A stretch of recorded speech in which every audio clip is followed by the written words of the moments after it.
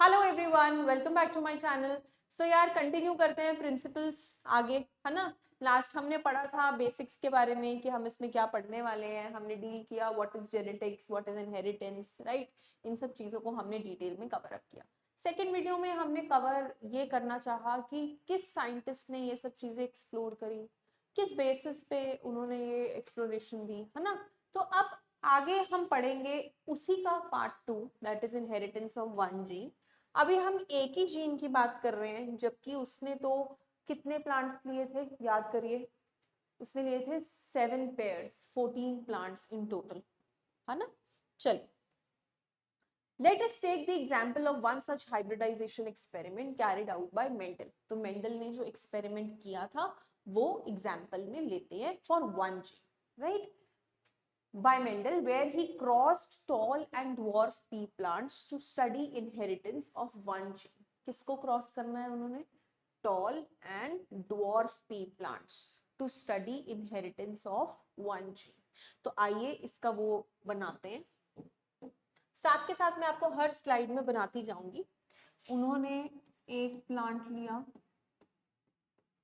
जो कि टॉल था, और जो सेकंड प्लांट लिया वो डॉर्फ था, मतलब वो स्मॉल हाइट था। तो यहाँ पे जो हमने कैरेक्टर लिया वो कैरेक्टर क्या है? Height. This is the character. और ट्रेट्स क्या है? ट्रेट्स है ड्वार्फ होना और टॉल होना, ये उसके दो ट्रेट्स। ठीक है जी, चलिए।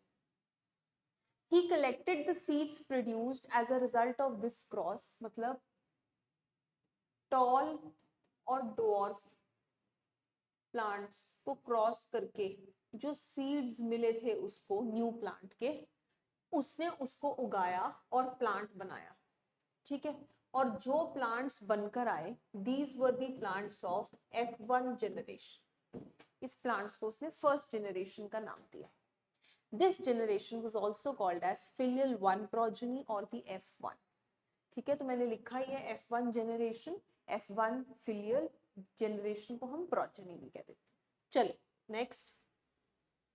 Then Mendel observed that all the F1 progeny plants were tall like one of its parents and none were dwarf. मतलब जो भी हमने tall और dwarf को क्रॉस करके प्लांट्स ऑब्टेन किए थे, they were all tall in F1 generation. वो ये कहना चाह रहे हैं, करेक्ट। इतनी बात समझ में आ गई। Then he made similar observations for other pair of traits also. जो उसने बाकी other 7 characters लिए थे उसमें भी यही हुआ। He found that the F1 always resembled either of the one parents. तो ये जो भी उसने अपने क्रॉसेस किए उसमें हर क्रॉस में ना जो नया प्लांट बन रहा था F1 में वो पुरानों को रिजेंबल कर रहा था। ठीक है। And that the trait of the other parent was not seen in them. देखो ना, यहाँ पे टॉल और ड्वार्फ को ड्रॉ मेट किया तो हमें सिर्फ टॉल मिला, ड्वार्फ तो मिला ही नहीं। Correct, there was no dwarf. Mendel then self pollinated the tall F1 plants. एक बात बताओ, यहाँ पर ये जो टॉल प्लांट्स मिले होंगे, क्या ये एक ही प्लांट उगा होगा सीड से? काफी सारे प्लांट्स होंगे, करेक्ट। और सभी क्या थे? टॉल। तो उसने उन्हीं टॉल प्लांट्स को क्या कर दिया? Self pollinate. मतलब टॉल इनटू ड्वार्फ में हमें मिला था टॉल, और जितने भी टॉल प्लांट मिले थे उन्होंने उनको आपस में क्या कर दिया? सेल्फ। ठीक है जी। Pollinated the tall F1 plants and to his surprise he found that in the filial 2 generation, मतलब जो next generation आएगी called as the F2 generation, filial 2 progeny, some of the offsprings were dwarf. The character that was not seen in the F1 generation was now expressed. मतलब F2 generation में जो plants मिले वो tall भी थे और वो dwarf भी थे। तो जो कैरेक्टर हमने इनिशियली लिया था वो इधर F2 जनरेशन में आके एक्सप्रेस हो गया। बिल्कुल सही। ये वो अपने एक्सपेरिमेंट की कहानी बता रहा है जो उसके साथ हुआ। The proportion of plants that were dwarf were 1/4 of the F2 plants. लेकिन जितने भी प्लांट्स, फॉर एग्जाम्पल 100 प्लांट्स अगर हमें F2 जनरेशन में मिले हैं, ठीक है, 100 प्लांट्स उगे उन सीड से, तो उन 100 प्लांट्स में से 1/4 प्लांट्स ही क्या थे, ड्वार्फ। तो बाकी 3/4 क्या रहे होंगे, टॉल। लेकिन कोई बात नहीं, कम से कम ट्रेट एक्सप्रेस तो हुआ, ठीक है। 1/4 of the plants, 3/4 were tall. The tall and dwarf traits were identical to their parent type. और ये उन्हीं के जैसे दिखते थे जो हमने इनिशियली टॉल और ड्वार्फ लिया था। इनको क्रॉस करके तो टॉल बने थे ना सारे, फिर टॉल को टॉल से क्रॉस किया तो हमारा ये बना। तो ये जो टॉल एंड ड्वार्फ बने ये किसको सिमिलर थे, इनको।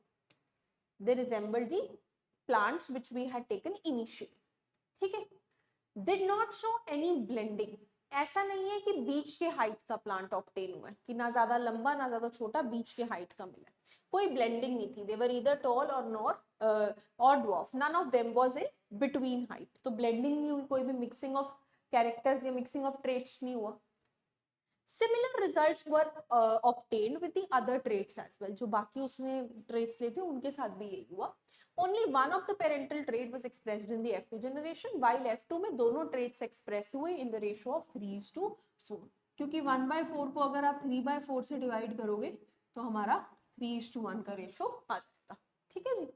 The contrasting traits did not show any blending, कोई blending नहीं हुई, क्योंकि कोई बीच का हमें मिला ही नहीं। ऐसा तो नहीं हमें मिला कि वो मिडिल हाइट का हुआ, या तो वो टॉल था या वो ड्वार्फ था। It did not show any blending either at the F1 stage nor at the F2 stage. Okay, so this was the exact situation जो मेंडल ने एक्सपेरिमेंट करते हुए नोटिस किया। इसमें मैंने कोई क्रॉस नहीं बनाया, कोई आपको एक्सप्रेशन नहीं दिया किसी जीन का, कोई ऐसा अलील जैसा नाम नहीं लिया, जस्ट आपको एग्जैक्टली बताया कि मेंडल ने क्या एक्सपेरिमेंट किया था। एंड अगर आप लोगों ने मेरे साथ साथ ये लेक्चर ढंग से सुना है तो you would have also imagined that how it would have happened, ठीक है। अब नेक्स्ट वीडियो में हम इसका जेनेटिक क्रॉस पढ़ेंगे जो बुक्स में दिया होता है डिफिकल्ट लैंग्वेज में, ठीक है। तो let's understand the same in the next video. Thank you so much.